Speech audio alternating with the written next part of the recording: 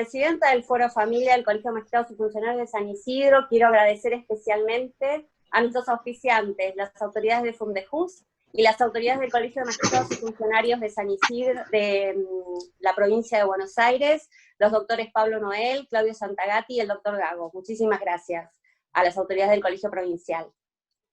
Bueno, como habrán visto en el flyer, nuestro moderador en el día de la fecha es el doctor Patricio Curti, que es asesor de menores e incapaces a cargo de la asesoría 4 descentralizada Pilar del Departamento Judicial San Isidro. Doctor Patricio Curti, le damos la bienvenida y lo escuchamos. Bueno, muchas gracias Alicia, muchas gracias al colegio por auspiciar esta actividad que me parece súper importante y que surge también de una necesidad que se viene planteando ya hace un tiempo, principalmente pronunciada en tiempos de pandemia, donde, bueno, nada, como bien indica el título de esta charla, lo que tiene que ver con el expediente digital y sus implicancias prácticas, ¿no? Simplemente es saludarlos a todos y todas las personas presentes y directamente darle el pie a Leonardo Vítola, que además de ser amigo y una persona muy querida por mí, es abogado, es docente de familia y sucesiones en la Universidad de La Plata y en la UBA, y es secretario del Juzgado de Familia número 8 de La Plata, que es uno de los últimos juzgados que fue creado en el departamento judicial, y una de las características que lo define a este juzgado es que tiene la totalidad de sus expedientes y sus trámites todo digital y se lleva de manera electrónica.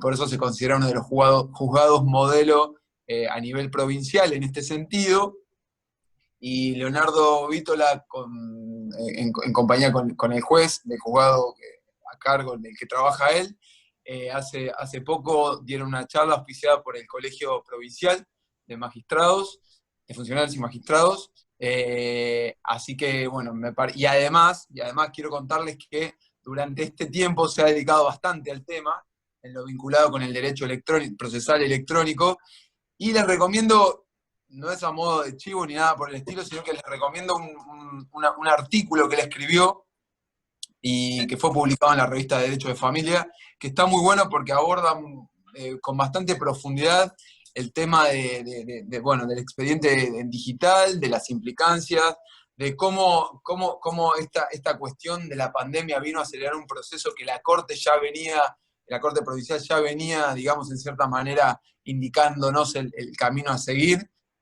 Y la pregunta que nos hacemos es si esto llegó para quedarse, un derecho procesal electrónico que ya se viene gestando, pero en un contexto de emergencia. Bueno, todas estas cuestiones las va a desarrollar él de forma teórica, va a pasar por alguna parte práctica, y lo que decía Rosa recién, el tema de las preguntas, vamos a ir viendo de qué manera las administramos para que, bueno, pueda desarrollar bien el tema. Yo voy a ir leyendo en el chat y vamos a ir recopilando alguna que otra pregunta. No les robo más tiempo, les agradezco por estar y le damos paso a nuestro disertante, acá Leonardo. Bueno, muchas gracias Patricio, muchas gracias Alicia, muchas gracias Rosa, gracias al colegio por la invitación. Voy a empezar primero compartiendo pantalla, obviamente, que les preparé un Power. Avísenme si no lo pueden ver, cualquier cosa. Ahí se ve bien, ¿eh? ¿Se ve bien? Sí, tenés que ampliarlo más. Ahí está. Perfecto. Bueno, arrancamos entonces. Derecho procesal electrónico y la pospandemia, es decir, vamos a tratar de hacer un paneo en razón de lo que es el derecho procesal electrónico, que hoy por ahí es protagonista de la vida jurisdiccional que nosotros cotidianamente tenemos día a día, y también un derecho procesal electrónico de emergencia que nace en este contexto de pandemia, y después tratar de ir, una vez que pasemos por todo esto, tratar de repensar qué herramientas van a quedar, ¿no es cierto?, definitivamente instaladas en lo que sería la nueva administración de una justicia digitalizada, ¿no es cierto? Es decir, lo que queda para la pospandemia. Nosotros, como bien sabemos, la Corte de Nación, con la acordada 6 del 2020, lo que hace es adaptar lo que sería la cuarentena, el aislamiento social preventivo obligatorio que había decretado el Poder Ejecutivo Nacional, denominando o decretando una feria extraordinaria, que se fue replicando en los distintos tribunales, máximos tribunales provinciales a lo largo del territorio argentino, y en la Suprema Corte de la Provincia de Buenos Aires también hizo lo propio con la resolución 386, como todos sabemos, y decretó con otra denominación el asueto judicial. Es decir, que nosotros desde el 20 de marzo de este año estamos con plazos procesales, en principio, con los plazos procesales inhabilitados, es decir, no corren. Si nosotros queremos impulsar cualquier tipo de causa, tenemos que habilitar los plazos procesales. Es decir, que en un principio la jurisdicción quedó delimitada al tratamiento de cuestiones exclusivamente urgentes, cuyo abordaje no admitía dilación en su tratamiento. Es decir, por ejemplo, bueno, yo obviamente soy del Foro de Familia, puede ser un alimento provisorio, unas medidas cautelares que tengan que ver dentro del contexto de una denuncia de violencia familiar o denuncia de violencia de género, ¿no es cierto? Es decir, cuestiones urgentes cuyo tratamiento no admite ningún tipo de dilación. Esto en un primer momento nosotros lo vemos muy nítidamente con la resolución 386 y también con aquellas resoluciones de presidencia, como por ejemplo la resolución 10 del 2020 y la resolución 12 del 2020, donde implementa algunos mecanismos o adopta algunas herramientas tecnológicas para poder sortear algunos escollos que la pandemia nos tiene preparados y de alguna manera hace inaccesible el acceso a la justicia. Entonces, nosotros lo que tenemos por un lado es el ASPO, ¿sí? El servicio de justicia, la actividad jurisdiccional que se ve totalmente delimitada al tratamiento de cuestiones urgentes, es decir, que si está totalmente delimitada en un principio, recordemos a fines de marzo y abril, si está completamente delimitada, lo que se está atentando en realidad es el derecho humano de acceso a la justicia, la efectividad de este derecho humano de acceso, de acceder a la jurisdicción, que forma parte o se encuentra comprendido dentro de lo que es la tutela judicial efectiva de los derechos, ¿no es cierto? Entonces, tres conceptos nosotros podemos ver que se relacionan en este contexto de pandemia, que es el acceso a la justicia y su efectividad, el ASPO, y aparece un tercer aspecto, que es la tecnología. ¿Sí?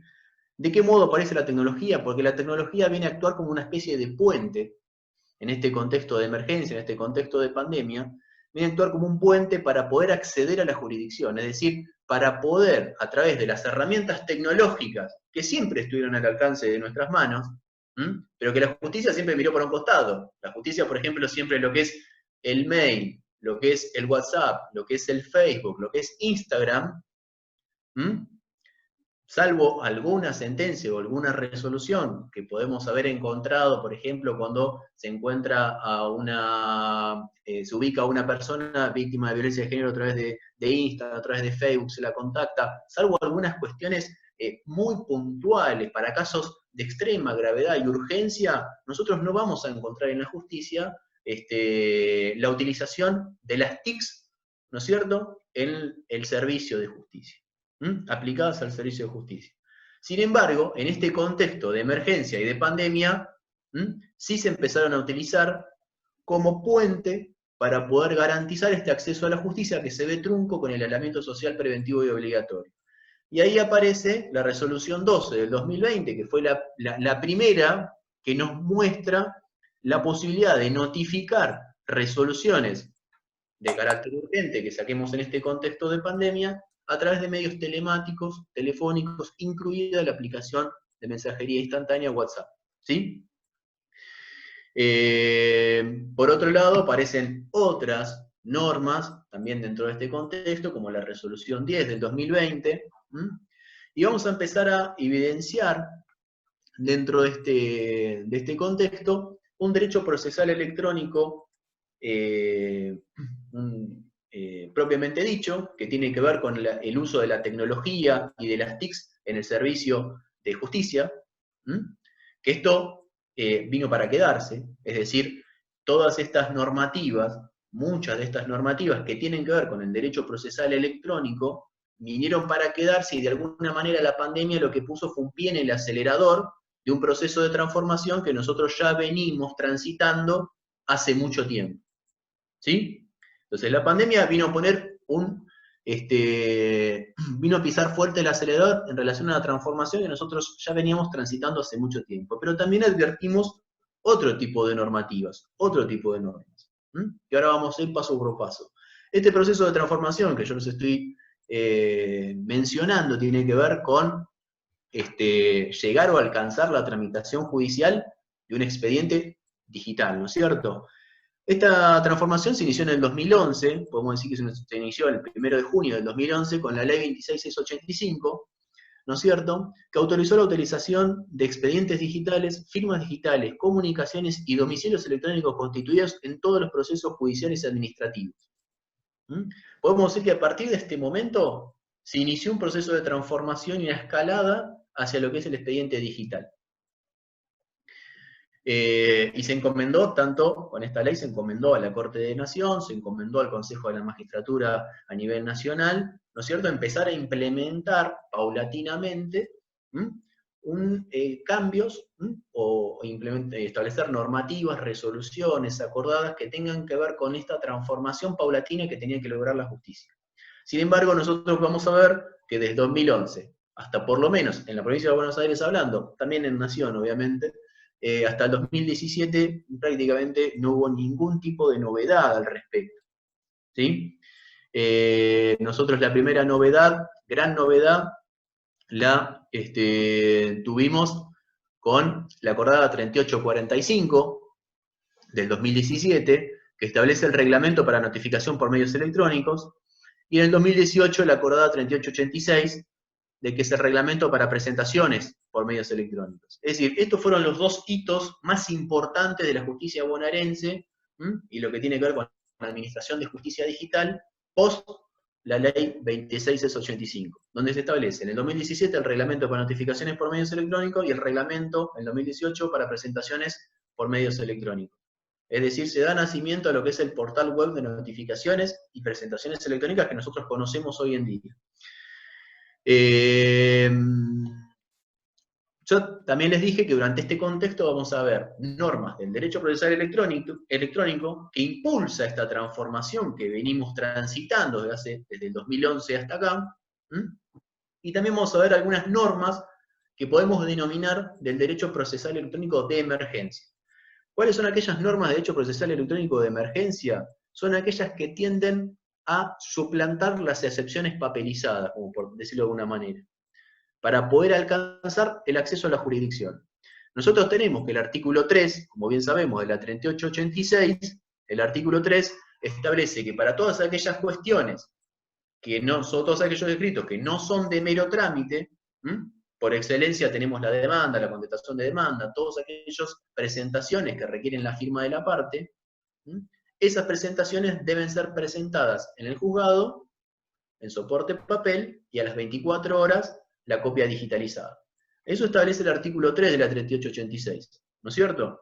Ahora bien, ¿cómo sorteamos eso en el ASPO? Bueno, ahí aparece una normativa que podemos denominar de derecho procesal de emergencia. ¿Para qué? Para sortear estas excepciones papelizadas, que hoy serían un obstáculo en el acceso a la justicia si nos mantenemos en la aplicación fija de esa normativa. Y ahí aparece la resolución 10, ¿no es cierto?, del 2020, donde establece, por ejemplo, que también ha traído algunas complicaciones, donde el abogado, el letrado o la defensoría tiene que incorporar la presentación electrónica adjuntando aquella presentación o copia digital idéntica, dice la resolución 10, idéntica de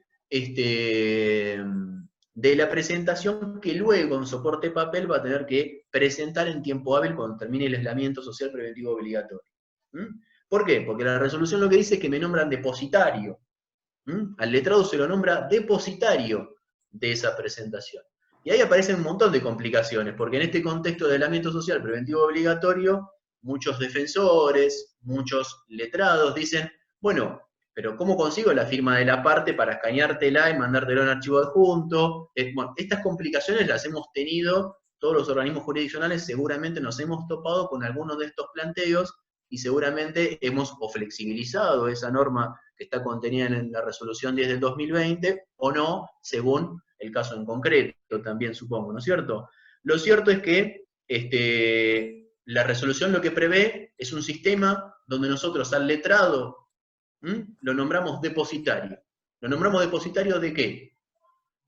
Porque muchas veces nos acompañan, seguramente les ha pasado, nos acompañan una foto del WhatsApp que le da el ok al letrado para poder gestionar en su nombre, o el mail, donde también le brinda la conformidad para poder realizar la presentación. Bueno, no, el juzgado, el organismo jurisdiccional no nombra depositario al letrado del mail o del WhatsApp, sino que lo que nombramos depositario justamente es de la presentación que luego me va a tener que acompañar, porque la calidad de depositario tiene que ver con la pérdida o el deterioro de esa presentación que luego me tiene que acompañar. ¿Sí? Las responsabilidades tienen que ver con esa presentación. Por eso la resolución habla de presentación idéntica.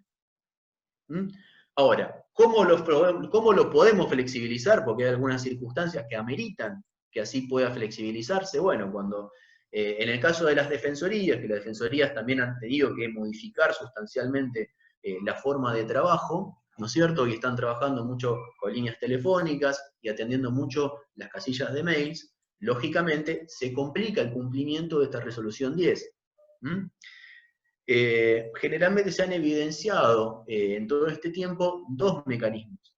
O bien pueden denunciar en algunos casos pueden invocar el artículo 48, la gestión del artículo 48, o en el caso de que no se invoque y la causa así lo amerite, lo que puede hacer el organismo jurisdiccional, esto ya es una decisión del titular, es darle para adelante, impulsar la causa, porque más allá de que no invoque el artículo 48, la representación también puede quedar incluida dentro de lo que sería una teoría de la gestión de negocios.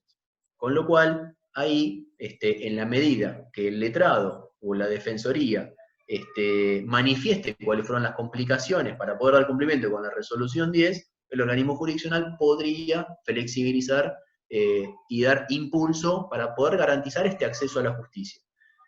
Ahora bien, este tipo de decisiones nosotros vamos a ver que no es lo mismo impulsar una causa el 20 de marzo, el 1 de abril, el 15 de abril, que en otros momentos. Nosotros vamos a diferenciar, o por lo menos yo lo veo de esta manera, diferencio que hay tres situaciones distintas a lo largo de este contexto de emergencia o de pandemia, tres franjas, tres momentos distintos donde la valoración de lo urgente, de lo que se brinda impulso, modifica la decisión jurisdiccional, ¿no es cierto? Pero primero vamos a ver esta diferencia que existe entre derecho procesal, que más o menos lo expliqué con ejemplos. Vamos a ver un poco, esta diferencia entre lo que es el derecho procesal electrónico y el derecho procesal de emergencia. El derecho procesal electrónico se puede definir como la forma en que se desarrolla la informática jurídica judicial, entendida como las reglas de empleo de las TICs para una más adecuada prestación del servicio de justicia. En cambio, el derecho procesal electrónico de emergencia es aquel que viene a actuar para brindar una alternativa a las excepciones papelizadas, como yo les venía diciendo, aquellas normativas que tienden a sortear aquellas excepciones que debían ser presentadas en soporte papel, por ejemplo, el artículo 3 de la 3886, o también las notificaciones, para que no circule personal de las oficinas de mandamientos y notificaciones, lo que permite la resolución 12 es la notificación a través de medios telemáticos, como puede ser mail, como puede ser el WhatsApp, ¿sí? Esta es la diferencia. Y como les decía, yo evidencio tres etapas distintas, ¿no es cierto?, donde la valoración de la urgencia difiere.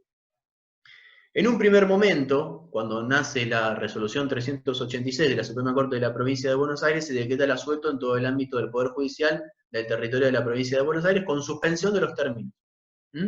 Y ahí están algunas de las resoluciones que estábamos hablando recién, la resolución 10 y la resolución 12, que establecen algunas cuestiones que tienen que ver con este derecho procesal electrónico de emergencia. En este primer momento, que considero que transcurre hasta la resolución 480, en el mes de abril, entiendo que la jurisdicción y el servicio de justicia quedaba reservado únicamente para la atención de cuestiones urgentes, cuyo abordaje no admite ningún tipo de dilación en el tratamiento, ¿sí?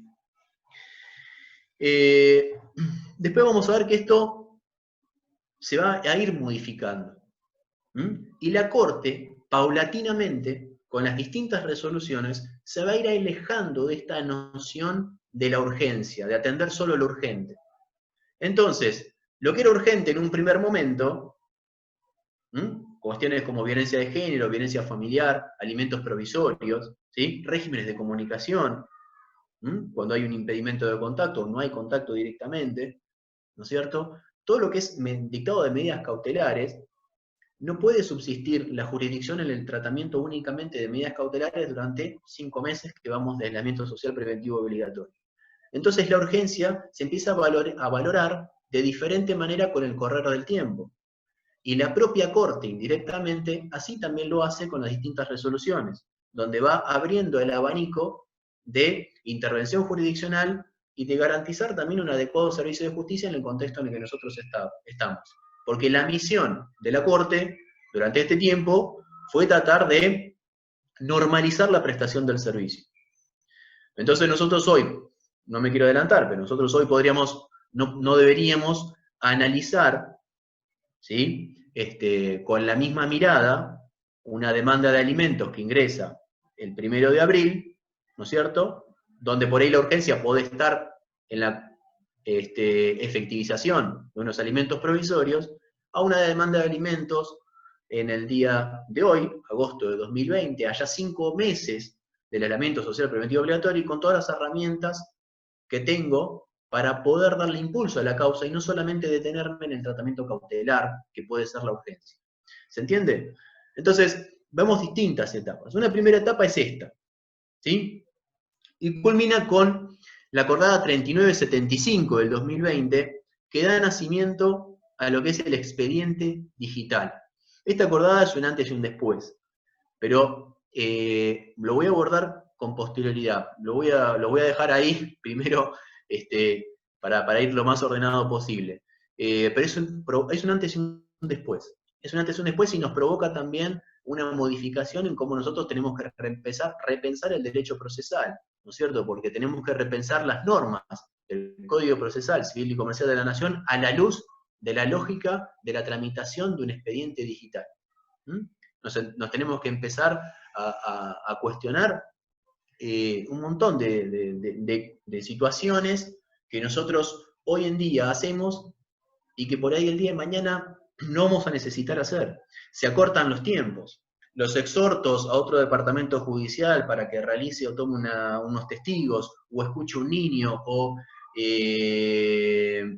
se recabe algún tipo, o se notifique a alguien, son todas cuestiones que hoy tardan un tiempo y que el día de mañana no es necesario. Por ahí para notificar a alguien que se encuentra en otro departamento judicial, el día de mañana, para determinados casos excepcionales, podemos contar todavía con la notificación a través del servicio de mensajería de WhatsApp.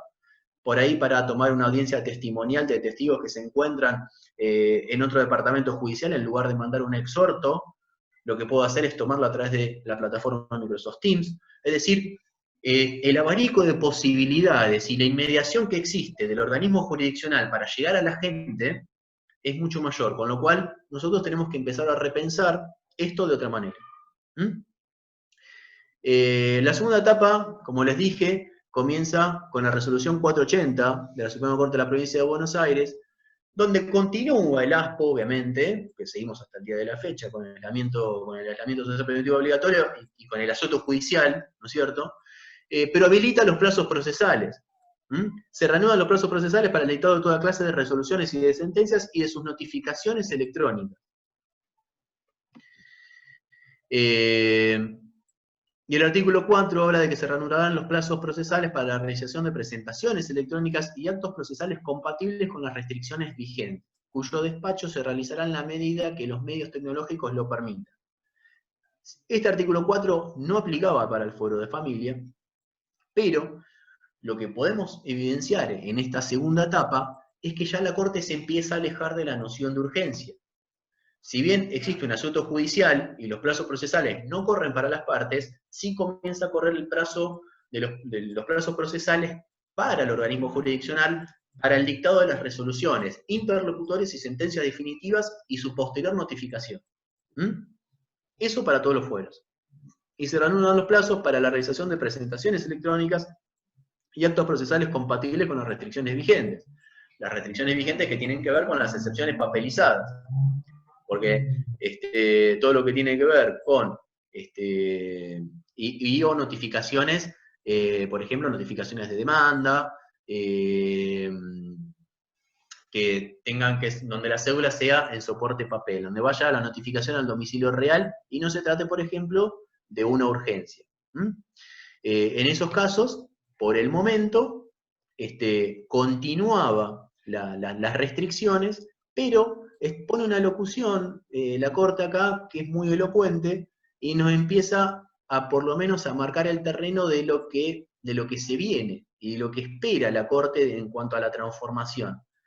Dice, en la medida que los medios tecnológicos lo permitan. Es decir, que a partir de la 480 empieza a dejar a consideración del organismo jurisdiccional la realización de determinados actos procesales en la medida que sus posibilidades tecnológicas así lo permitan. ¿Sí? Fíjense que el 25 de junio, esto es la segunda etapa, ¿no es cierto?, donde nos alejamos paulatinamente de esa noción de estricta de urgencia. Y la tercera etapa, a mi entender, nace el 25 de junio con la resolución 593. La resolución 593 de la Corte habilita Receptoría General de Expedientes y el inicio de todo tipo de causas y su distribución por medios electrónicos. Es decir, habilita el inicio de causas de todo tipo de causas, no solo las causas urgentes, lo cual permite suponer una normalización del servicio de justicia, porque a los organismos jurisdiccionales le van a ingresar todas las causas, se le van a sortear todas las causas. Sin embargo, el asueto judicial todavía continúa y los plazos procesales no corren. ¿Qué dice el artículo 14? El órgano judicial, según su prudente valoración de las circunstancias y bajo la observancia de las restricciones impuestas por la emergencia, podrá disponer medidas factibles que estimare conducentes para el impulso del proceso.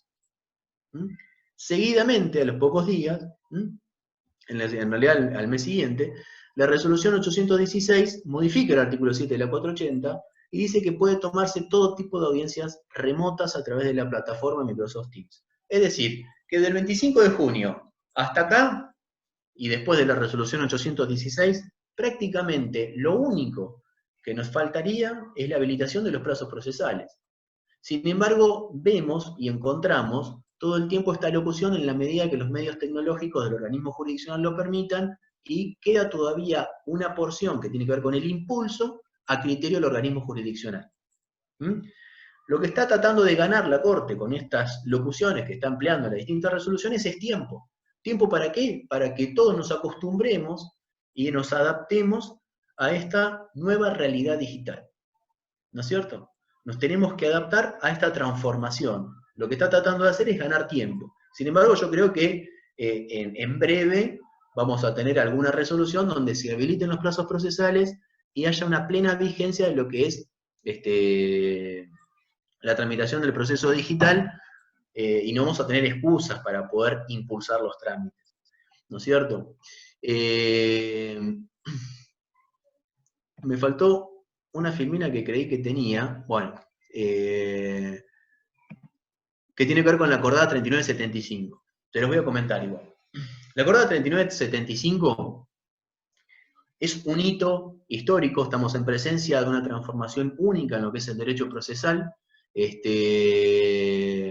civil y comercial, ¿no es cierto? Y penal, penal también, lógicamente, porque tiene que ver con la administración, en realidad, más que el derecho procesal, más allá de que estamos en presencia de una transformación hacia un derecho procesal electrónico, estamos en presencia de un hito histórico en cuanto a la transformación del servicio justicia tal cual se brinda o se brindó hasta el 2020, ¿no es cierto? Y la 3975 tiene algunos puntos muy importantes que tienen que ver con, deroga la 2514, la acordada 2514 del año 92, que seguramente todos conocemos, y que era el freno de mano que teníamos puesto, porque tenía puesto la provincia de Buenos Aires, hacia la transformación de un expediente, la tramitación de un expediente totalmente digital, ¿no es cierto?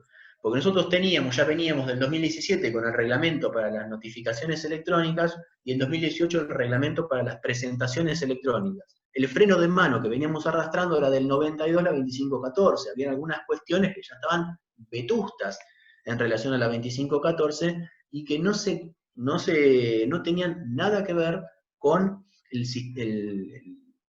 la transformación que se venía impulsando por parte de la Suprema Corte de la Provincia de Buenos Aires a través de este tipo de acordadas, ¿no es cierto?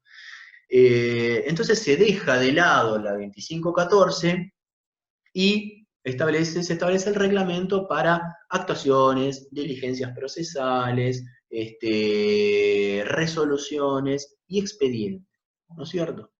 Lo más importante es el principio, la regla general contenida en el artículo 11 de la 3975, que habla del expediente digital. Es decir, la tramitación de los procesos a partir del 1 de junio del 2020 van a ser digitales, ¿no es cierto? ¿Qué significa esto? Que a partir del 1 de junio, la tramitación de los procesos va a ser de manera digital. Esta acordada, este reglamento, no forma parte de un derecho procesal de emergencia. Este reglamento forma parte, ¿sí?, de haber alcanzado eso que se aspiraba desde 2011, de alcanzar una justicia digitalizada, de brindar un servicio de justicia digital y que el expediente tramite de manera electrónica. ¿Sí? Leo, Sí, Pato. Vos lo que nos está tratando de transmitir, lo que nos estás transmitiendo, perdón, es que gracias a esa acordada, a partir del 1 de julio, ningún expediente que tramite, digamos, en cualquier fuero, debería no ser digital, digamos. Debería no ser en papel. No, debería no ser en papel, perdón, me expresé mal. Sí. Bien. Exactamente. A partir del 1 de junio, la regla general que establece el artículo 11 de esta acordada es que el expediente es digital. Ahora bien, los problemas que se nos planteaban, sobre todo después del reglamento de las presentaciones electrónicas, algunos juzgados, en el cual me incluyo, en el juzgado de familia número 8, que inicia en el 2019, inicia antes de la 3975, y con vigencia de la 2514, ¿no es cierto? Pero muchos juzgados, algunos por lo menos, civiles también, varios, ya tenían desde esa época, o incluso desde antes, la decisión jurisdiccional por parte del titular de tramitar las causas de manera digital, ¿sí?, desoyendo la acordada 2514 del año 92, obviamente, ¿sí? Por eso digo que el 2514 era el freno de mano que nosotros teníamos. Pero muchos ya después muchos juzgados, organismos jurisdiccionales, por decisión de su titular, después del 2018, trató de, con el esfuerzo que implica, de llevar adelante la tramitación de los procesos de manera digital. Así distintos organismos jurisdiccionales en materia de civil, patrimonial, en materia de familia, lo han podido llevar a cabo, ¿no es cierto? Lo cierto es que a partir del 1 de junio ya la Corte derogó con la 3975 la 2514 del 92 y dijo expresamente en el artículo 11 que la regla general es que el expediente es digital. Ahora bien, ¿qué pasa con todos los expedientes que tramitaban en soporte papel hasta el 1 de junio? Bueno, la respuesta está en el artículo 18. El artículo 18 de esa misma acordada nos permite el expediente mixto. ¿sí?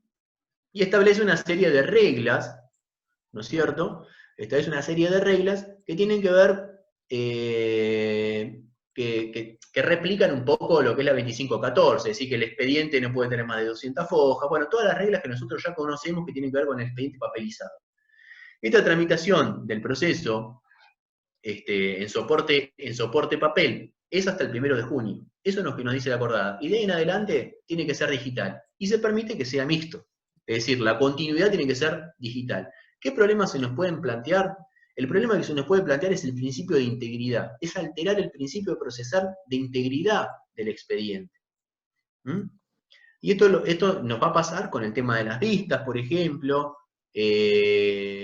Nosotros, digo nosotros porque yo formo parte, ¿no?, de la justicia, cuando nosotros tenemos que hacer los pases son digitales de ahora en adelante, ¿no es cierto? Tanto a las defensorías, al Ministerio Público, a la asesoría de incapaces. Entonces, los pases son digitales. Sin embargo, si el expediente es mixto, para que tome conocimiento, se notifique de todo lo anterior al 1 de junio, le voy a tener que alcanzar la causa en soporte papel. Entonces, es tanto el punto nodal de transformación que genera la 3975, que a mi entender genera una decisión, se enfrentan los titulares de los organismos jurisdiccionales a una decisión tal en cuanto a continuar con la tramitación de los expedientes mixtos o bien decidir en los próximos meses, con un esfuerzo enorme, comenzar a digitalizar lo que yo ya tenía. ¿Sí? Yo antes de estar en el juzgado de familia 8, que tuvo nacimiento el 1 de mayo del 2019, también pasé por otro juzgado anteriormente, donde a partir de julio del 2018, que nace el reglamento de presentaciones electrónicas de la acordada 3886, se decidió en ese organismo jurisdiccional tramitar los expedientes nuevos que ingresaban, iban a ser en su totalidad tramitarlos de manera digital. Pero sufrí esto de la duplicidad de tareas que genera mantener, y eso que en ese momento no habían expedientes mixtos, porque yo lo que les estoy diciendo es, a partir de julio en adelante, el expediente era completamente digital, y los que eran de antes de julio del 2018 seguían en soporte papel, cosa que hoy no se puede, no puede ser así. Entonces nosotros no teníamos expedientes mixtos, pero igualmente sirve, lo traigo a colación, el ejemplo, por lo menos la experiencia vivida en ese juzgado, en ese organismo jurisdiccional, porque lo que puede evidenciar es la duplicidad de tareas que se genera mantener o coexistir con ambos sistemas. Sé las complicaciones que genera la digitalización de causas. Algunos organismos jurisdiccionales yo sé que están decidiendo ir digitalizando a la medida que ingresan presentaciones. Ingresa una presentación, se digitaliza el expediente, para no andar bajando todos los casilleros uno por uno, porque es un trabajo enorme, lo entiendo, pero yo considero que lo mejor es tener unos meses de muchísimo esfuerzo tratando de digitalizar, pero tratar de pasar o saltar hacia la tramitación de un expediente hacia los expedientes de manera digital lo más rápido posible, porque coexistir con ambos sistemas genera una duplicidad de tareas enormes. Por ejemplo, la tramitación de un expediente completamente digital modifica completamente las tareas de una mesa de entradas en un juzgado. Personal de mesa de entradas tiene que atender un mail, eso lo vemos hoy en día, ¿no? Un mail, tanto para consultas, que funcione como mesa de entradas virtual, y también utilizar el mail para remitir oficios a distintos organismos públicos o privados, diligenciar cualquier oficio que ordene el juzgado. Utilizamos también el portal de presentaciones y notificación, el portal de presentaciones electrónicas. El personal de mesa de entradas tiene que recibir y distribuir todos los escritos que llegan electrónicamente y distribuir el despacho. También se realiza a través de esta plataforma, se realiza también el confronte de células y de oficios. También tenemos que tener una persona que digitalice.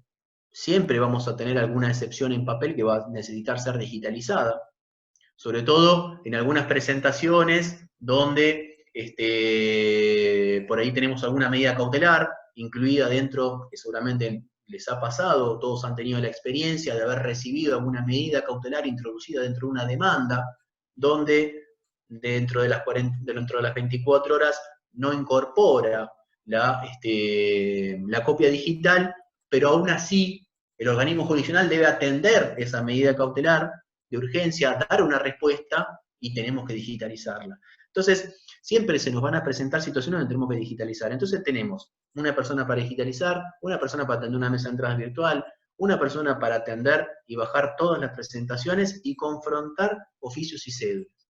Entonces, como vemos, se modifica completamente la tarea de mesa de entradas. Y si nosotros mantenemos o que existimos con ambos sistemas, que lleva muchos años, hasta que se vaya depurando todo lo que serían los expedientes papelizados, tenemos que coexistir con ambas cosas y tenemos que coexistir con estas tareas y además tener también un personal que me realice las vistas, ¿no es cierto? Porque cuando se quiera notificar a un organismo público de aquellos expedientes que tienen mucho en soporte papel, lo que es de 1 de junio para atrás, le voy a tener que llevar el expediente y alcanzarlo, necesito un correo, voy a necesitar personal que atienda una mesa de entradas, la cola de abogados, abogadas y también particulares que puedan ir a tratar de interiorizarse acerca de lo que es su expediente. Entonces, en definitiva, se duplican las tareas, ¿no es cierto? Se duplican las tareas. Para evitar esto, considero que la mejor opción es articular un mecanismo de digitalización paulatina de las causas para tratar de pasar lo más rápido posible hacia la tramitación de un expediente completamente digital. Ahora bien, para seguir. Hablando un poco de esto, de las 3 etapas que yo más puedo evidenciar, en consonancia con eso, los informes de la Suprema Corte de la Provincia de Buenos Aires que tienen que ver con el servicio de justicia brindado en este contexto de pandemia, el primero de ellos son 2 informes, el primero de ellos de junio del 2020 y el segundo es de agosto de este año, ¿no? El junio del 2020 dice, puede destacarse en este informe que la propia Corte reconoce que en lo que aquí denominamos segunda etapa, a partir de la resolución 480, se contemplaron los casos en los que, mediando acuerdo de las partes, los órganos judiciales dispusieron la realización de actos procesales a distancia, entre ellos audiencias preliminares, de determinación de hechos y pruebas, de conciliación, etcétera, con el uso de recursos tecnológicos accesibles que de otro modo pudieran verse impedidos. Ello sin perjuicio de reconocer la potestad de los jueces para ordenar de oficio la ejecución de diligencias o actos de cuya suspensión o postergación pudiera derivarse un grave perjuicio a derechos fundamentales, a efectuarse también por medios tecnológicos. Es decir, que la propia Corte está reconociendo o se está alejando, que se aleja de lo que sería el tratamiento urgente que tenía previsto en un primer momento con la resolución 386 y las resoluciones de presidencia 10 y 12 de este año. Y un segundo informe, perdón que tengo la ventanita y no puedo ver. El segundo informe, bueno, a ver, ahí está. El segundo informe data del mes de agosto del 2020 y resulta muy interesante ver en este informe el impacto que tuvo la tercera etapa, ¿no es cierto? La tercera etapa, donde a partir de la resolución 593 se habilita todo tipo de causas, indirectamente nos está diciendo la Corte, hay que impulsar todos los procesos, ya no solo lo urgente o lo cautelar, porque estamos a 5 meses del aislamiento social preventivo obligatorio y la urgencia hoy en día ya tiene que ver con brindar un acceso a la justicia pleno, ¿no es cierto? Y normalizar el servicio de justicia. Y la Corte destaca, que puede verse estadísticamente, los resultados más relevantes que en el periodo de julio del año 2019, lo compara con el mes de julio del año 2020, donde se dictaron un total de 2.492.845 trámites en julio del 2019 y 2.478.564 trámites en el julio del 2020. Con lo cual, la Corte destaca que, sumado a las medidas de innovación adoptadas, la regulación prevista por la 3975, como así también la decisión de suspender la feria judicial, permitió recobrar un apreciado nivel de la actividad, tal como dan cuenta los reportes del sistema de gestión. La reacción se afianza especialmente entre junio y julio, meses en los cuales se reducen las brechas interanuales e incluso se alcanzan rendimientos semejantes o superiores a los del año pasado, ¿no es cierto?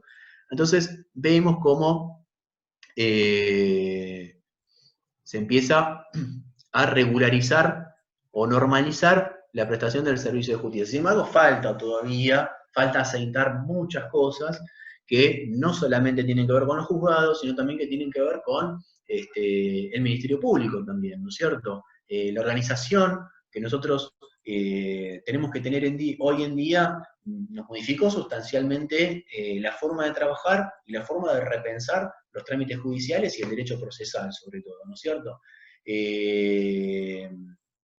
En el caso de las defensorías, yo hablaba con una compañera el otro día y estaban trabajando, y esto se replica, ¿no?, lógicamente en todos los distintos departamentos judiciales, antes brindaban turno y hoy en día tienen que atender todas las consultas que llegan a los mails y a los teléfonos, con lo cual no cuentan ya con esos turnos que iban dando con anterioridad al aislamiento social preventivo obligatorio, y esas respuestas tienen que ir llegando. Entonces, muchas cosas han cambiado y también vamos a tener que empezar a reestructurarnos como institución, digo, el Poder Judicial como institución, desde otro lugar, para también establecer límites en cuanto a el trabajo y también modificando la lógica que nosotros teníamos en relación a la tramitación de un expediente papelizado para pasar a la lógica de un expediente digital, donde cuestionemos algunas cuestiones, como puede ser, valga la redundancia, en materia de recursos, lo que puede ser la formación del legajo de apelación, en el tema de las notificaciones. Bueno, el tema de notificaciones, que ahora quería hacer un apartado aparte, con las notificaciones subieron distintas resoluciones, algunas sorprendentes que no las traje hoy pero que tienen que ver con notificaciones al domicilio constituido electrónico. En este caso vamos a ver las notificaciones a través de los medios telemáticos, ¿no? La resolución 12 del 2020, que si bien yo en principio les dije que es una normativa del derecho procesal de emergencia, porque trata de aquellas excepciones papelizadas, para evitar la circulación de gente y resguardar también, desde un punto de vista de la salud, al personal de las oficinas de mandamientos y notificaciones, lo que establece la resolución es utilizar los medios telemáticos. Sin embargo, es una herramienta que vino para quedarse. La pregunta que nos vamos a tener que hacer con posterioridad es de qué manera la vamos a utilizar y para qué casos va a quedar resguardada, ¿no es cierto? Pero puede ser una herramienta muy útil, muy útil. Hace poquito nosotros notificamos una demanda de divorcio, ¿no es cierto?, por WhatsApp, una propuesta, y la demandada estaba en Colombia. A los 5 días estaba contestando la propuesta. Entonces, como vemos, ahí cambia sustancialmente la mirada que nosotros tenemos que tener acerca de los procesos. Y son herramientas que pueden ser muy útiles, muy útiles. Ahora bien, tenemos que tener igualmente algunos recaudos. Cuando hablamos de medios telemáticos, ¿qué queremos decir con medios telemáticos? Y ahí surgen algunos interrogantes. ¿Es un mail? ¿Es un WhatsApp? ¿Incluye traslado de demanda? Eso ya se los adelanté. Si hay domicilio constituido previo, con un letrado, o en otro proceso, ¿qué hacemos? ¿Cómo compatibilizamos con el derecho de defensa en juicio? En el ordenamiento jurídico encontramos una definición de correo electrónico a través de la resolución 333 del 2001, que dice que se entiende por correo electrónico toda correspondencia, mensaje, archivo, dato u otra información electrónica que se transmite a una o más personas por medio de una red de interconexión entre computadoras. Por el contrario, podemos definir que la aplicación WhatsApp es un servicio de mensajería instantánea multiplataforma que tiene como característica y requisito esencial contar con un número móvil celular estándar que será vinculado a la cuenta de usuario de quien quiera acceder al sistema. La mayor autenticidad viendo estas dos definiciones, la brinda la aplicación WhatsApp. Y ahí le puse, conforme doctrina, artículos 286 y siguiente del Código Civil y Comercial de la Nación, y artículo 5, la Ley de Firma Digital 25506. ¿Por qué? Porque se refuerza con base en la existencia de un mecanismo complementario de firma electrónica que genere una mínima presunción acerca de quién fue el autor y quién fue el que lo recibe. ¿Sí? El número de teléfono está vinculado a la cuenta de usuario, el número de tarjeta SIM, el código email, el dispositivo comunicacional, entre muchas otras opciones que puedan surgir de una eventual incidencia. ¿Incidencia en qué? Incidencia de nulidad de la notificación.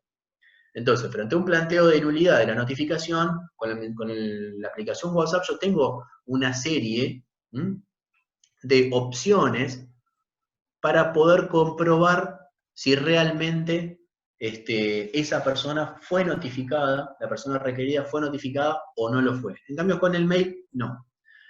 Por eso, la mayor autenticidad la brinda la aplicación WhatsApp y es lo que en la jurisprudencia es lo que se está utilizando, ¿no es cierto? Más allá de que además es el más expeditivo, porque la notificación es instantánea.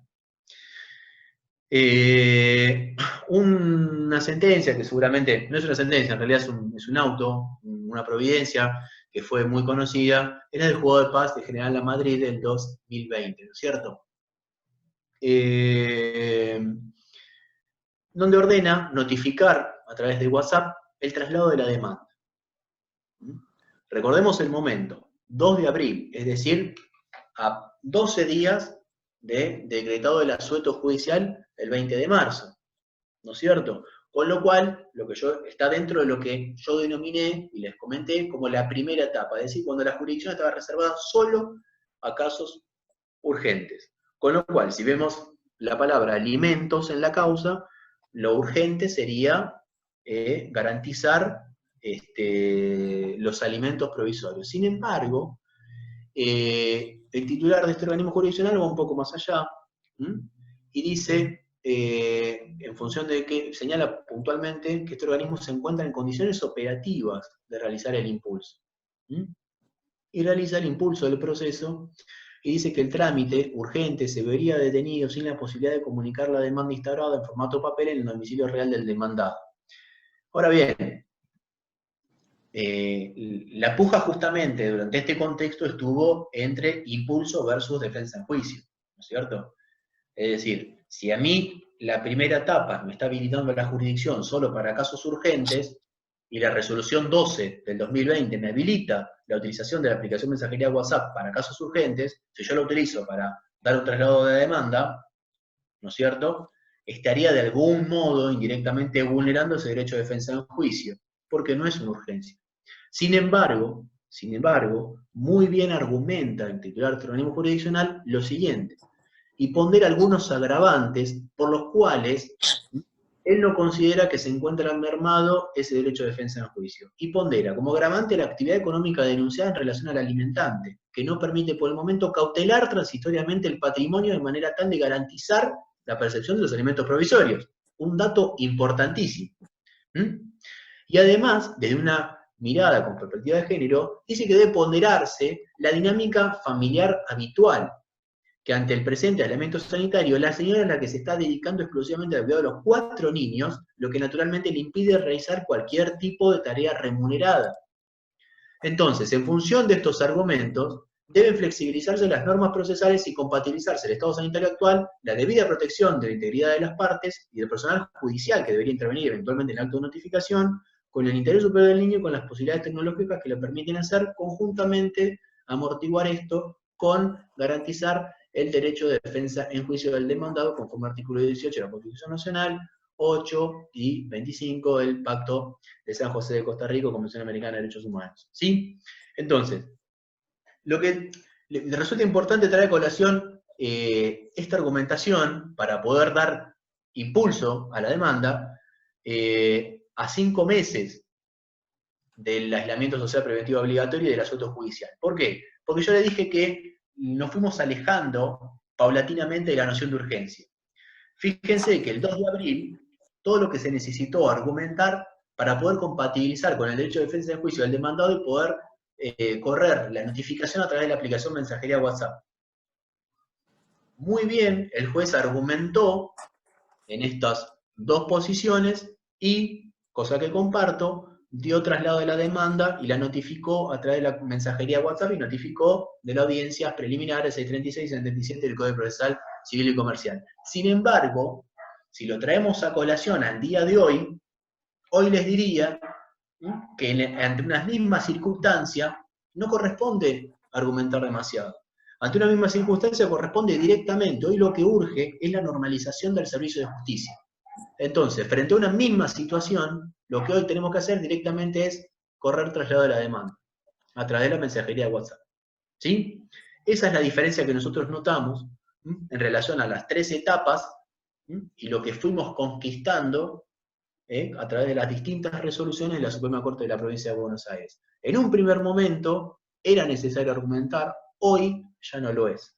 Hoy lo que es urgente es garantizar este acceso a la justicia de manera plena, en cualquier proceso. Máxime cuando la propia Corte es la que está habilitando el sorteo de todo tipo de causas.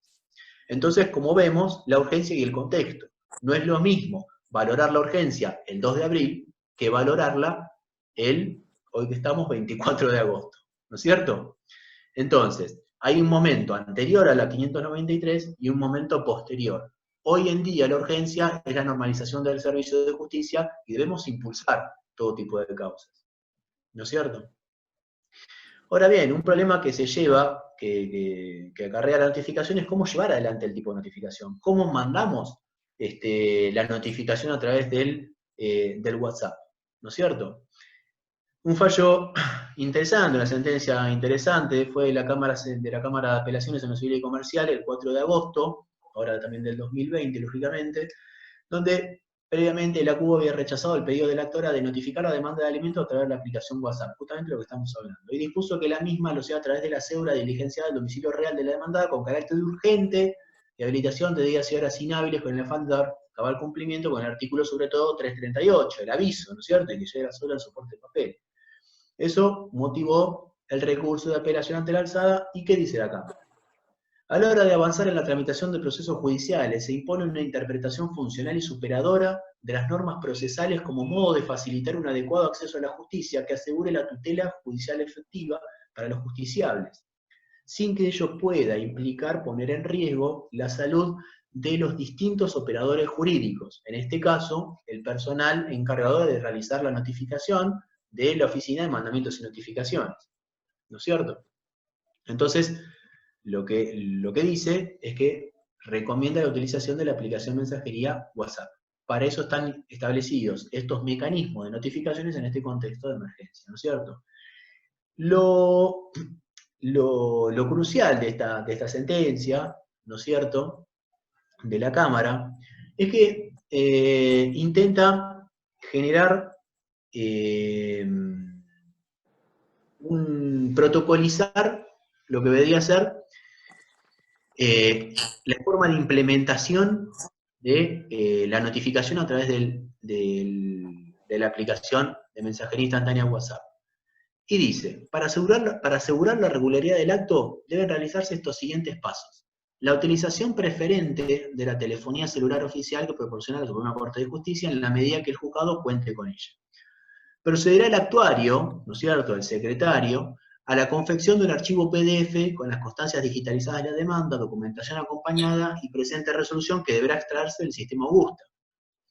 Se procederá el secretario a comunicarse telefónicamente con el teléfono indicado y denunciado por la parte actora, donde se tiene que presentar el funcionario del organismo actuante explicando el cometido de dicho llamado, y se deberá requerir DNI, dirección, fecha de nacimiento, correo electrónico, y en caso de ser verosímil, hacerle saber a esta el cometido de la diligencia y que se le remitirá en archivo PDF el contenido de la demanda, la documentación y la orden judicial que ordena el traslado. Punto 4. Se le proporcionará el teléfono directo, un número celular del organismo donde tramita la causa para cualquier consulta sobre la contestación y el ejercicio de su derecho de defensa. 5. Se le hará saber la posibilidad de acudir al servicio de asistencia letrada gratuita. 6. Se procederá al envío por archivo adjunto, digitalizado PDF, donde conste transcripción íntegra del auto en donde está ordenado el traslado, y de toda documentación pertinente. El actuario procederá a labrar el acta pertinente dando cuenta de todo lo actuado, indicando la recepción del mensaje, si tiene 2 tildes, para el supuesto que el usuario tenga activada la función precisando día y hora de entrega del mensaje y o su lectura. Para el supuesto caso que tenga activada la función es que estén los 2 tildes azules, ¿no es cierto? Si están los 2 tildes es que lo recepcionó, si están los 2 tildes azules es que lo recepcionó y lo leyó. Una crítica que yo hago de esta protocolización, y que muy bien, esto fue una decisión de Mauro Cerdá, que es el titular de la Cuba Familia 8, y comparto plenamente, es que el llamado telefónico sea con posterioridad a la remisión de la demanda y el archivo PDF, ¿no es cierto? Para tratar de garantizar que la notificación llegue, ¿no es cierto? ¿Por qué? Porque si nosotros llamamos con anterioridad, ponemos en riesgo a la notificación de que quizá pueda ser trunca. ¿Por qué? Porque por más que la persona me dé el DNI, la dirección, la fecha de nacimiento, el correo electrónico y me diga que sí es la persona demandada, que fue denunciada por la parte actora, seguidamente, una vez que yo corto, tranquilamente puede bloquear el celular del juzgado y no va a recibir nunca la demanda y los archivos PDF. Con lo cual, para tratar de evitar, ¿no es cierto?, y obturar esa notificación y que sea efectiva, lo ideal, o por lo menos lo que nosotros estamos implementando desde el juzgado, es realizar todos estos pasos, ¿sí?, pero el llamado telefónico lo dejamos para el final, ¿sí? Lo que primero hacemos es notificar los documentos y el traslado de la demanda, a través del mensaje de WhatsApp, y enseguida, ni bien mandamos el mensaje, automáticamente llamamos por teléfono y le comunicamos la finalidad del mensaje, el cometido del llamado, y le recabamos todos los datos personales que justamente indicó muy bien la Cámara de Apelaciones. Entonces, para finalizar, un poco toda esta charla que venimos hablando de lo que es la transformación hacia un expediente digital, hacia una administración, justicia digitalizada, es que tenemos que estar abiertos al cambio, y la inteligencia es la habilidad de adaptarse al cambio, como dice Stephen Hawking. Y ahora quedo abierto para preguntas. Bueno, Leo, gracias. ¿Alguien tiene alguna pregunta para hacer? En el chat no hay nada, pero...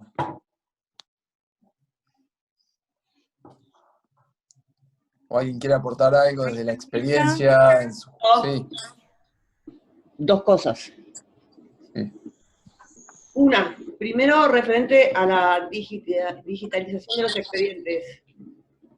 Entiendo que desde el año pasado te estás desempeñando en el fuero de familia, pero yo tengo varios años en el fuero civil y comercial, y hay expedientes, principalmente las quiebras y algunas usucapiones, que tienen 8 cuerpos, más 10 cuerpos venidos a defectum, más 15 cuerpos de verificaciones y demás. Es imposible la digitalización en el fuero civil de lo que estaba en trámite. Soy defensor oficial civil. Yo, para contestar una demanda en definitiva, necesito ver todo. Es imposible que esté todo digitalizado. Y me ha pasado, yo estoy en estos momentos con licencia por enfermedad, me ha pasado que me han llamado una juez que no le querían recibir el expediente en la defensoría. No sé cómo soluciona eso la Corte. Y otra cosa, esto de la comunicación con WhatsApp. Ustedes tienen en cuenta que yo tengo varios funcionarios judiciales que el teléfono aparece cuando me llaman como privado, que tienen la función de no marcar con celeste, como que vieron lo que se les envió, y la persona que va a ser demandada sabe que va a ser demandada, sea civil, sea familia, sabe que le van a hacer un juicio por alimentos, sabe que le van a introducir una demanda por divorcio, que le van a hacer un desalojo, que le van a hacer una nulidad de contrato. Cuando veo venir un PDF de un teléfono desconocido, no solo te bloqueo, sino que lo borro. Y después tenés que hacer una pericia informática para demostrar que yo lo vi. Porque si no, no veo la forma cómo demostrás que lo notificaste. Yo le puedo comentar la experiencia que nosotros tuvimos en relación a la notificación. Vamos por partes.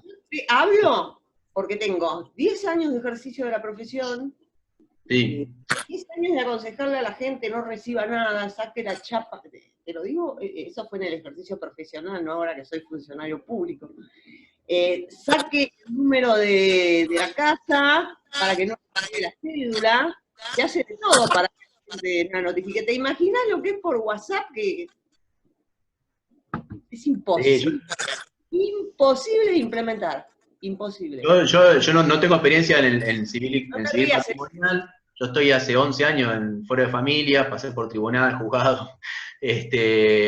Hablo desde la experiencia, por lo menos que yo tuve. También tenemos causas de muchos cuerpos, eso también es cierto, y sé la dificultad que acarrea la digitalización. Mira, por mi despacho pasan expedientes del 90. Del año 90, imagínate lo que son. Clarísimo.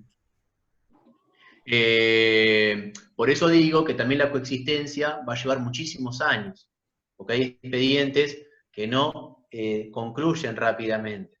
Entonces, justamente por eso aclaré diciendo, es una decisión del titular del organismo jurisdiccional, ¿sí?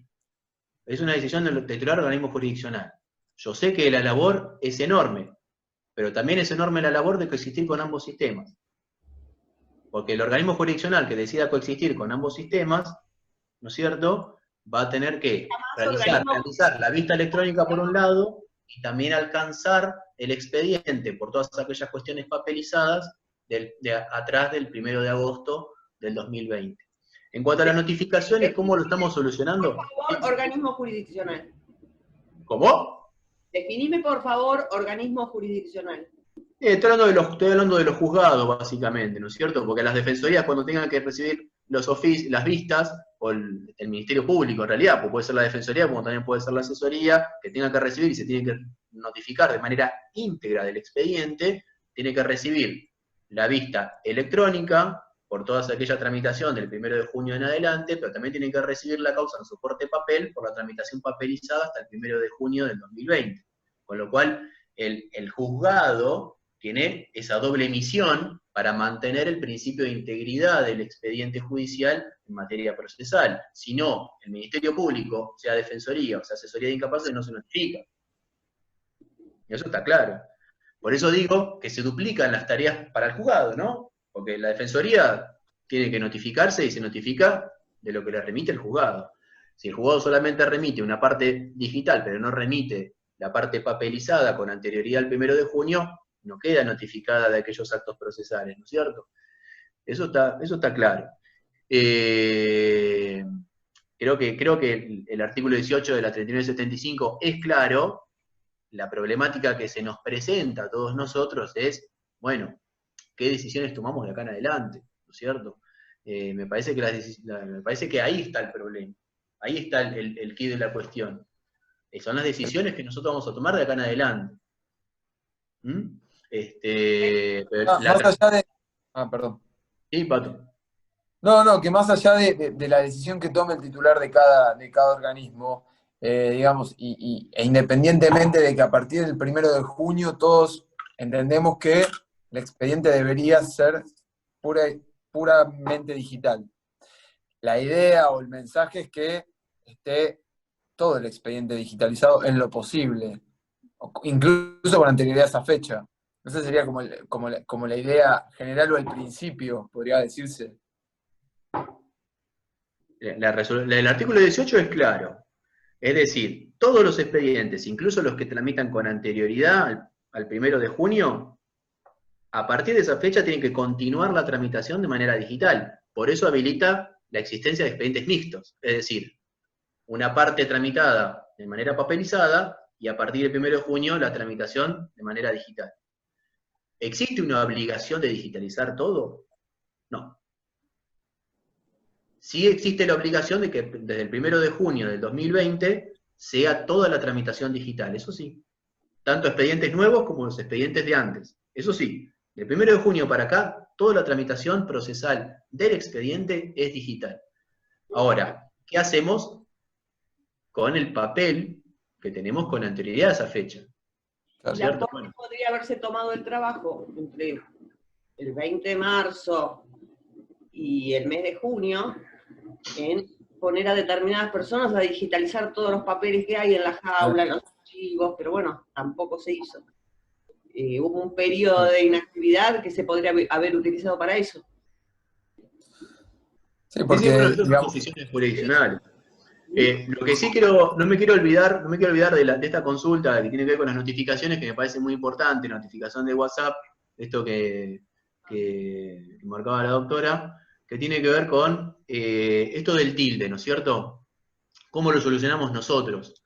Es sencillo en realidad. Cuando mandamos, por eso mandamos el mensaje primero y llamamos después. Porque si llamamos antes lo estamos avisando. Te entiendo, pero vos me podés mandar el mensaje y yo no tildar en azul. Por eso. Ahí voy. Y lo borro, y después necesitas un perito informático para demostrar que me lo mandaste. Está bien, eso sería una eventual tramitación de un incidente de nulidad. La cuestión es que el mensaje llegó. Y el secretario, yo en este caso, voy a informar que llegó con dos... Para la otra parte no. Yo voy a informar, perdón que cierro la idea, yo informo que la persona se notificó y tuvo los 2 tildes en tal horario y tal día. Y que cuando llamo por teléfono, aunque me haya borrado el mensaje y no me quiso atender, no me atendió.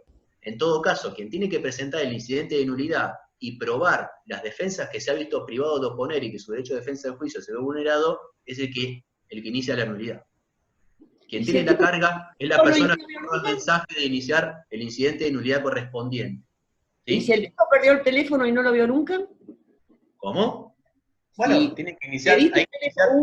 Te dieron un celular equivocado. Esas son cosas, situaciones que pueden suceder y que lógicamente se pueden presentar incidentes de nulidad en la justicia. Igualmente, esta notificación de WhatsApp de las demandas y demás forma parte del derecho procesal electrónico de emergencia, como yo dije. Si bien son herramientas que van a continuar y persistir para casos concretos el día de mañana, porque es una herramienta muy útil, forma parte del derecho procesal de emergencia, porque hoy no podemos diligenciar una cédula al domicilio real conforme el 135, 143... Es una violación del artículo 18 de la Constitución y el 135 del Código de Procedimiento. Absoluto. ¿Cómo? Me parece una violación total del artículo 18 de la Constitución y del 135 del Código de Procedimientos. Está bien. Son decisiones jurisdiccionales, por eso digo, forma parte del derecho procesal electrónico de emergencia. ¿Y cómo valoramos la urgencia al día de hoy, 5 meses después del aislamiento social preventivo obligatorio? Nosotros estadísticamente, y desde el primer día estamos impulsando todo tipo de causas y corriendo traslado de demanda por WhatsApp, tuvimos un incidente de nulidad. Uno solo. Y diligenciamos, ya sacamos sentencia de todo tipo. Hasta sacamos la sentencia de gestación por... Se ve que no sabés cómo litigar en San Isidro. Pero son experiencias. Y son decisiones jurisdiccionales, cierro la idea, pues son decisiones jurisdiccionales, ¿por qué? Porque la Corte, la resolución 12 del 2010, sí deja habilitado el WhatsApp solo para cuestiones urgentes y resoluciones urgentes. ¿Qué consideramos urgente? Queda a consideración y discreción del titular de la jurisdicción. Hoy me preguntan a mí, no puede valorarse de la misma manera la urgencia los primeros días de aislamiento social preventivo y obligatorio que valorarse de la misma manera la urgencia en agosto a 5 meses de aislamiento social preventivo y obligatorio, y creo que la Corte también está impulsando justamente y tiene una valoración de la urgencia diferente porque incluso al día de la fecha, después del 25 de junio, permite el ingreso de todo tipo de causas y nos está diciendo que impulsemos en la medida que los medios tecnológicos así lo permitan. Si a mí mis medios tecnológicos lo permiten, yo considero que corresponde impulsar las causas. ¿Es una opinión personal? Sí, es una opinión personal. Digamos, yo me pregunto, ¿no? ¿Por qué volveríamos para atrás? Digo, posicionándome frente al papel, ¿no? ¿Por qué volver para atrás ante un derecho procesal electrónico de emergencia que funcionó, incluso a 5 meses de haberse decretado el ASPO? ¿Por qué volver para atrás, ¿no? En cuanto a. Que te funcione a vos no es lo mismo que le funciona al justiciable. No, bueno. Pero la realidad también tiene que ver con que, digamos, si al justiciable le funciona, ¿por qué lo desecharíamos? Por ejemplo, una notificación de alimentos. ¿Por qué estaríamos teniendo que recurrir otra vez al oficial notificador y una cédula que nunca llega? ¿Y por qué no buscarle la vuelta en ese sentido? Mirá, siempre se consideró notificación fehaciente la carta de documento, el telegrama. No veo por qué el WhatsApp me parece. Bueno, son por ahí medios que se han dado en estos tiempos. Podemos ver, digamos, la procedencia o no, pero me parece que esta flexibilización y este no papel, por lo menos en el foro de familia, donde Creo que quede claro una cosita, perdón, Patricio, que te interrumpa. Creo que quede claro una cosa. Yo estoy hablando de la valoración de la urgencia en un contexto de pandemia. Yo no estoy diciendo que mañana cuando se habiliten los plazos se continúe notificando las demandas a través de WhatsApp. Quiero que quede claro. Obviamente hay que dar cumplimiento con el 135, 338 y el derecho de defensa en juicio a garantizar. Y los juzgados civiles y comerciales no, y las demandas se siguen introduciendo. ¿Cómo? Ustedes en familia tienen los plazos suspendidos y los juzgados civiles y comerciales no, y las demandas se siguen introduciendo, incumplimiento de contrato, amparos y demás. Nosotros también tenemos inicio de causa. Nos están sorteando todos los días. Sí, con habilitación. No es lo mismo que los civiles y comerciales que le siguen corriendo los plazos. No, sí, es verdad, eso es verdad. Pero igualmente, indirectamente en subtítulo es lo mismo. A un juzgado de familia le ingresan miles de causas todos los días, y si toma la decisión, por ejemplo, de no impulsar los divorcios, desde el 25 de junio hasta acá tiene acumulada cientos y cientos y cientos de causas que el que no las impulsó las va a tener que después impulsar y va a ser un poco complicado. Yo creo que igualmente cada uno tiene su problemática particular, y bueno, pero me parece que en esta transformación hacia un derecho procesal digital es algo que tenemos que ir tratando de cambiar un poco la cabeza un poco todos y adaptarnos a una sociedad que lo que exige es inmediación. ¿Sí? Perdón, ¿puedo hacer un comentario? Mira, yo trabajo en un juzgado civil y comercial, y las 3 salas se pronunciaron rechazando el traslado de demanda que no sea por otro medio. O sea, las causas se abren, pero las 3 salas rechazaron otro medio. Rechazaron las cartas documento. Entonces, una cosa es la urgencia en el fuero familia, que por ahí hay una necesidad alimentaria y no podemos demorar 6 meses para que los chicos coman. Y otra cosa es, yo entiendo la postura tuya, que es en urgencia y demás, pero otra cosa es la justicia toda, más allá de lo que decía el titular de la dependencia. ¿Sí? Y realmente en San Isidro, las salas dijeron no a las cartas documento para dar traslado de demanda. Estamos hablando de una carta documento, entonces, perdón que me meta, pero una cosa es la urgencia de la familia, que es un alimento, carácter de urgente, necesario, el chico no puede esperar, más allá del divorcio, que es otra cosa y tiene que ver con una cuestión alimentaria, el divorcio por traslado de WhatsApp, porque es una demanda. Pero en civil, esto es así, y la realidad es que civil también necesita documentación vía papel. Que hay que pedirla, porque hay que verla. un título, hay cosas que se verifican digitalmente y hay cosas que traen una partida del extranjero. ¿Alcanza solo con que te la digitalicen? Porque lo que dice que te conserva, como vos dijiste bien al principio, que la parte conserva como depositario, es hasta el momento que se regularice y se cumpla el anexo de la 3886 que diga, mirá, todos estos ítems van a formarse en formato papel. Tal cual. ¿Cómo verificar que una postilla es real con algo que está digitalizado? Claro, yo solamente pude verificar una postilla que tenía código QR.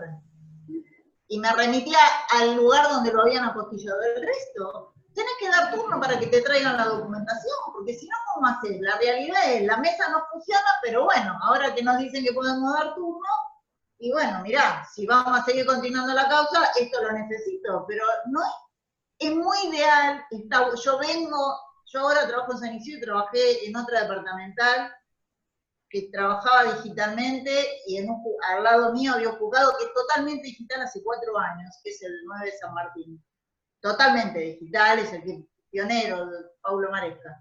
Pero digo, la realidad es, uno tiende a esto, pero como decía la doctora, nosotros tenemos expedientes que están mitad y mitad, que son de un montón de cuerpos, que lo sacan del archivo para pedir, vaya a saber qué cosa, y no se vuelven a mover.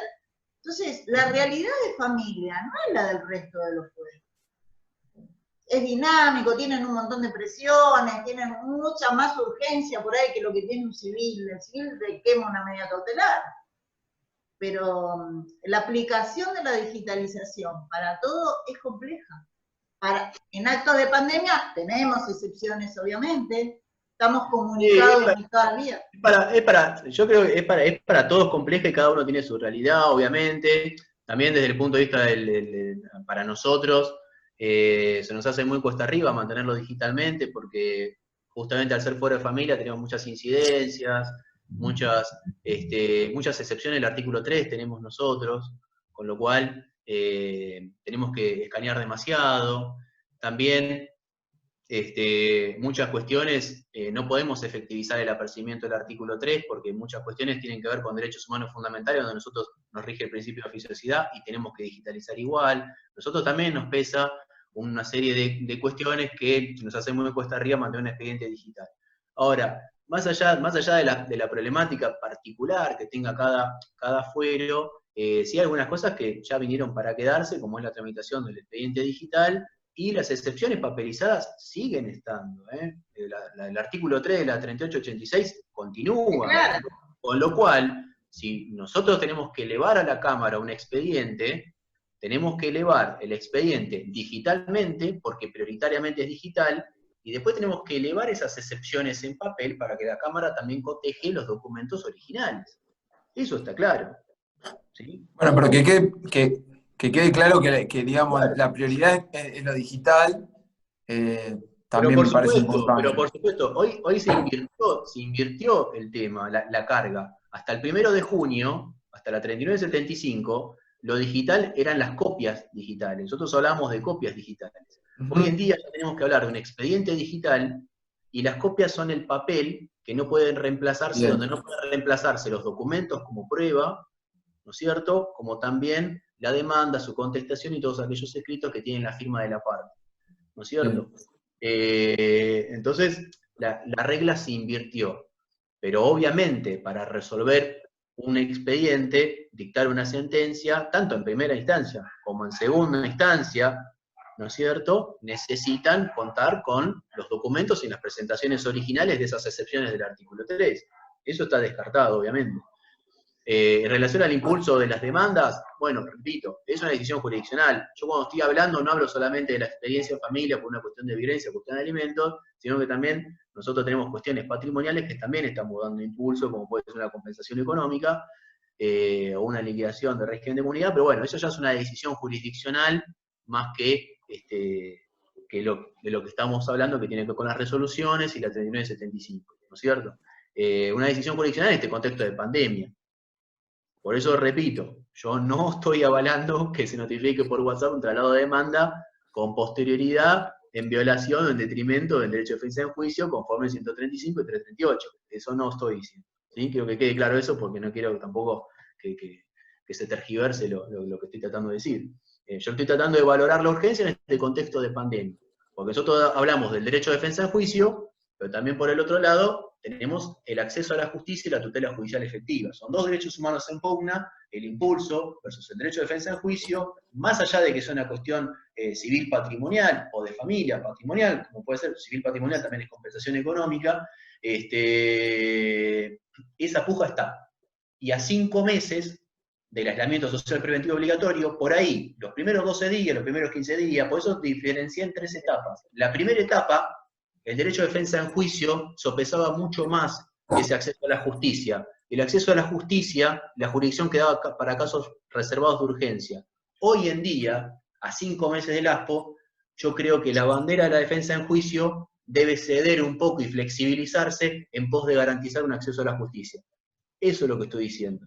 No estoy defendiendo el derecho de defensa en juicio, sino que lo que digo es que estoy sopesando dos derechos humanos importantes y que el servicio de justicia a 5 meses se tiene que normalizar. En este contexto de pandemia. Obviamente, cuando salgamos del ASPO, la notificación no va a ser por WhatsApp. Sí digo que por más que sea un elemento, una herramienta tecnológica utilizable en este contexto de pandemia y de urgencia, sí puede quedar, y vino para quedarse o instalarse, para determinadas situaciones particulares que veremos el día de mañana jurisprudencialmente cómo utilizan los juzgados estas TICs o estos servicios tecnológicos, herramientas tecnológicas en la aplicación del servicio de justicia, ¿no? Bien, bien, Leo, bueno, clarísimo, creo que ya estamos en horario y no sé si alguien quiere hacer alguna otra pregunta. Creo que los principios fundamentales de un poco las implicancias prácticas de la que hablaba el título del flyer están delineados, así que no sé si alguien quiere aportar algo más o hacer alguna pregunta. Sí, sacame ese flyer que me pusieron en el medio. No, yo lo puse porque en realidad es la promoción del próximo evento, me pidieron que la haga. Y si no hay más preguntas, nada, simplemente agradecemos la participación, dedicación y buena predisposición de Leo. Y bueno, y una vez más también agradecerles la concurrencia de cada uno de ustedes y los invitamos al próximo evento organizado por el colegio, que va a ser el viernes 28, el próximo viernes a las 18 horas. ¿Sí? Les agradecemos también a la presencia del doctor Ricardo Costa, que estuvo en la charla, que es el presidente del colegio. Y bueno, nos vemos pronto en alguna que otra ocasión. Muchas gracias a todos y a todas por haber participado.